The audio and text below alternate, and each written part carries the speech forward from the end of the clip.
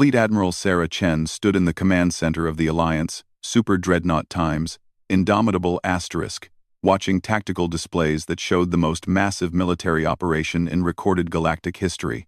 5 years had passed since the formation of the Independent Systems Alliance, and humanity's creation had grown far beyond anything the Galactic Council had anticipated. "Admiral, we're receiving final confirmation from all battle groups," reported Commander Williams at the communications station. 736 ships from 47 species, all reporting ready for Operation Liberation. Sarah nodded, her expression grim. The operation they were about to undertake would either establish the Alliance as the dominant power in the galaxy, or result in the destruction of everything humanity had built since their rejection. "Status of the Council response fleet?" she asked.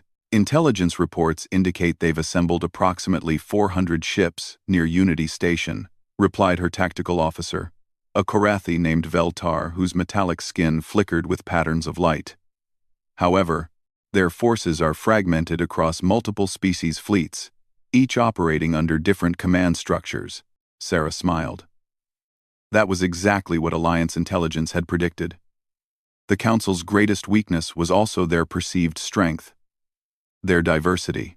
While the Alliance had been built from the ground up as an integrated military force, the Council was still a collection of individual species navies trying to coordinate their efforts. The crisis that had led to this moment had begun 6 months earlier. The Zephyrians, a peaceful species of telepathic beings who lived in the Rim territories, had discovered something unprecedented. A derelict ship from the mysterious Precursors, the ancient civilization that had supposedly vanished millions of years ago. The Precursor ship contained technology beyond anything known to current galactic civilization. Faster-than-light communication across unlimited distances, matter conversion devices that could transform elements at the atomic level, and most importantly, detailed star maps showing the locations of other Precursor artifacts throughout the galaxy. When the Zephyrians announced their discovery, the Galactic Council immediately declared the find to be under Council jurisdiction. They sent a fleet to protect the Precursor ship, effectively seizing it from the Zephyrians. The peaceful telepaths had no military force capable of resisting Council warships, but the Zephyrians had allies now. 3 years earlier, they had joined the Independent Systems Alliance, drawn by humanity's promise of protection for smaller species against larger powers. When they sent out a telepathic distress call, the Alliance had no choice but to respond. "Admiral," announced her communications officer, "we're receiving a transmission from Unity Station. High Chancellor Vex Moore is requesting a direct conversation." "Put him through," Sarah ordered. The main view screen activated, showing the shifting geometrical form of the Eternal Assembly's leader, Fleet Admiral Chen. Vex Moore's multi-dimensional voice resonated through the command center. "The Galactic Council urges you to reconsider this aggressive action. The Alliance fleet's movement toward Zephyrian space constitutes an act of war against Council authority." "High Chancellor," Sarah replied coolly, "the Alliance recognizes no Council authority over independent worlds. The Zephyrians are Alliance members, and we are bound by treaty to protect them from aggression. Your seizure of their archaeological discovery is an act of war against the Alliance. The Precursor artifacts are too dangerous for any single species to possess," Vexmore responded. "The Council will study them for the benefit of all galactic civilization." Sarah laughed, the sound sharp in the quiet command center. "The same Council that rejected humanity for being too young to handle advanced technology, the same Council that hoards knowledge and restricts technological development to maintain their power? Forgive me if the Alliance finds your claims of benevolence unconvincing. Admiral Chen, you are making a grave mistake," Vexmore warned. "The Council has maintained peace in this galaxy for over 50,000 years. The Alliance has existed for 5 years, and already seeks to challenge established order through violence. The Council has maintained stagnation for 50,000 years, Sarah corrected.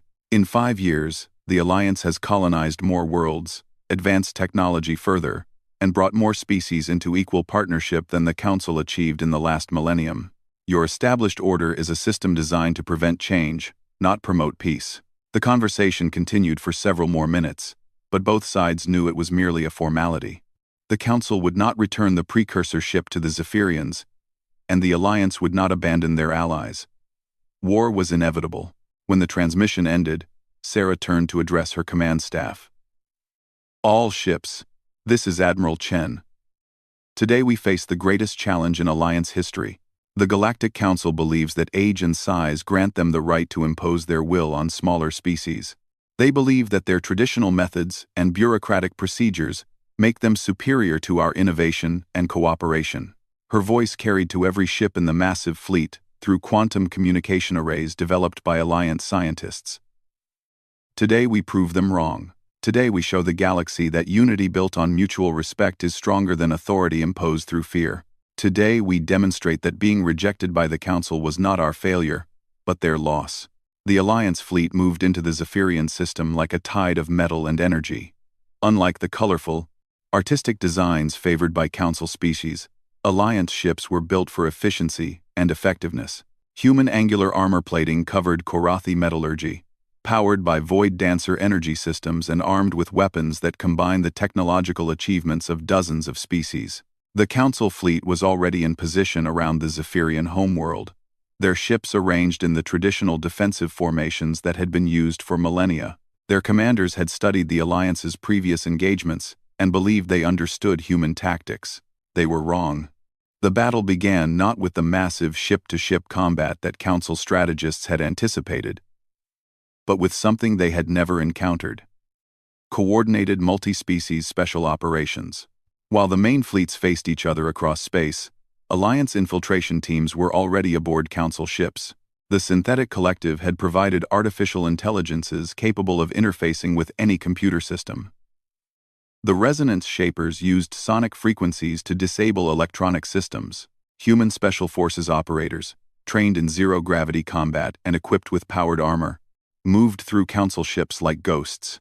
Admiral, Council flagship times Eternal Vigilance times is reporting massive system failures, Commander Williams announced.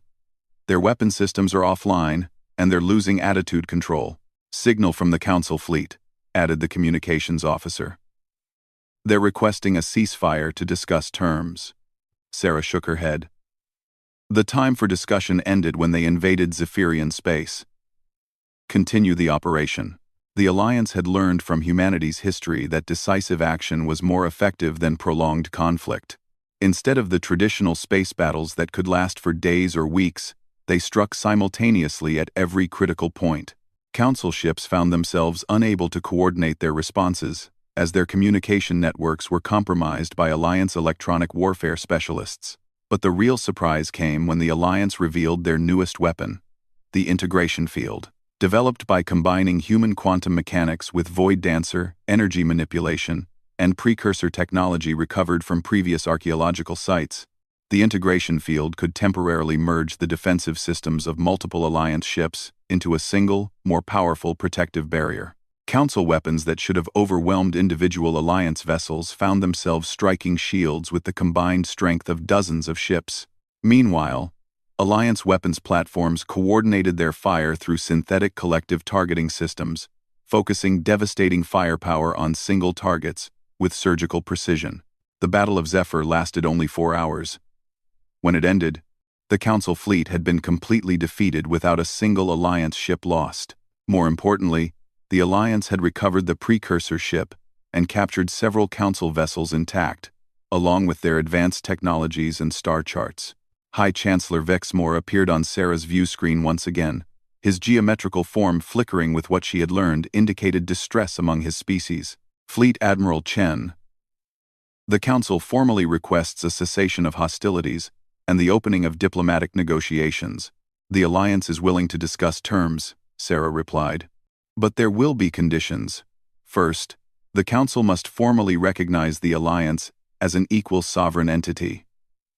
Second, all restrictions on Alliance expansion and technological development must be lifted. Third, the Council must cease interference in the internal affairs of Alliance member species. Those terms are significant, Vexmore responded carefully. Those terms are non-negotiable, Sarah corrected.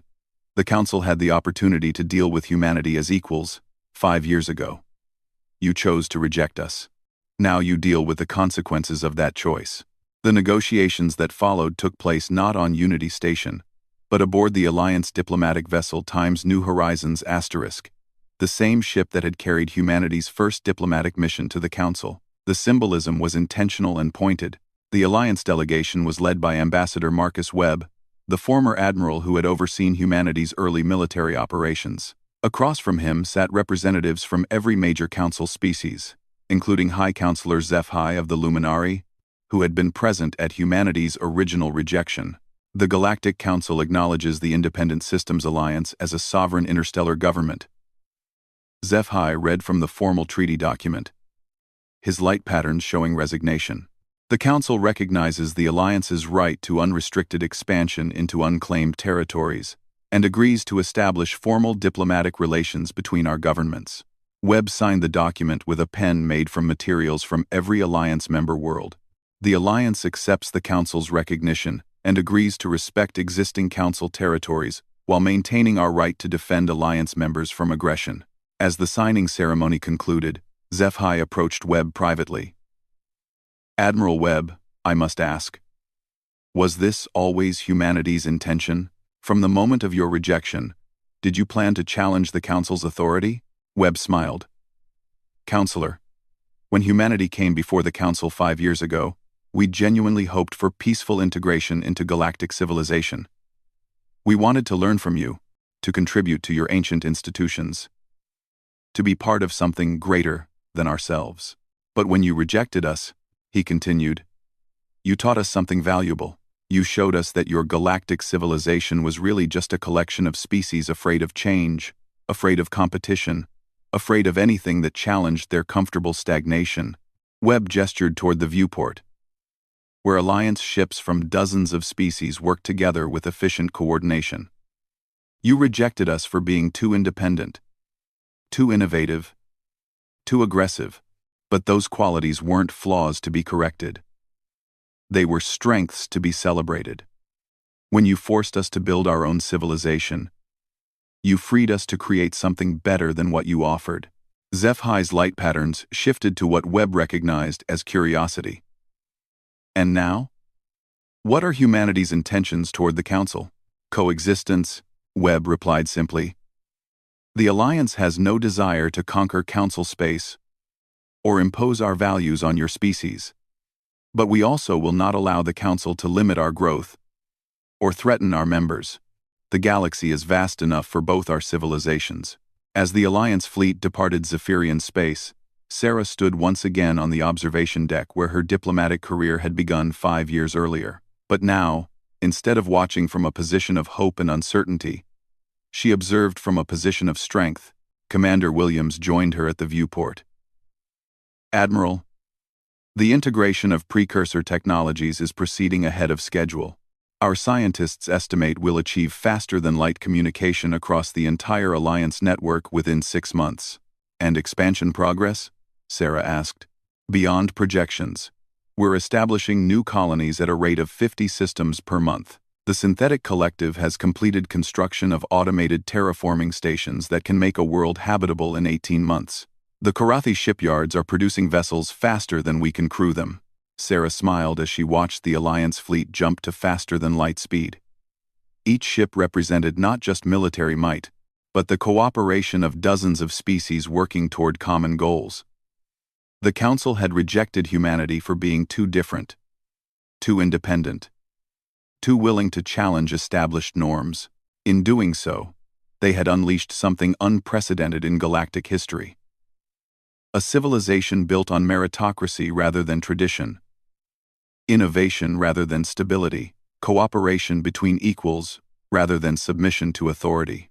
The Independent Systems Alliance now controlled over 800 star systems across 3 spiral arms of the galaxy. They had developed technologies that surpassed anything in Council space. They had created a military force that could defeat the combined fleets of the Galactic Council. Most importantly, they had proven that the Council's way was not the only way. 5 years ago, humanity had stood before the Galactic Council as supplicants, seeking acceptance into an ancient and noble organization. They had been rejected for qualities that the Council considered flaws: independence, innovation, rapid growth, diversity of thought. Today, those same qualities had created an empire that the Council could no longer ignore. Led by the species they had dismissed as too young and too dangerous for galactic civilization, the Council had wanted humanity to prove themselves worthy through centuries of patient submission and gradual conformity. Instead, humanity had proven themselves through the creation of something entirely new. A galactic empire, built not on the domination of the strong over the weak, but on the cooperation of equals, working toward mutual advancement. As Ambassador Webb had said during the negotiations, "You didn't reject humanity. You freed us to become something better than what you were offering. The galaxy would never be the same."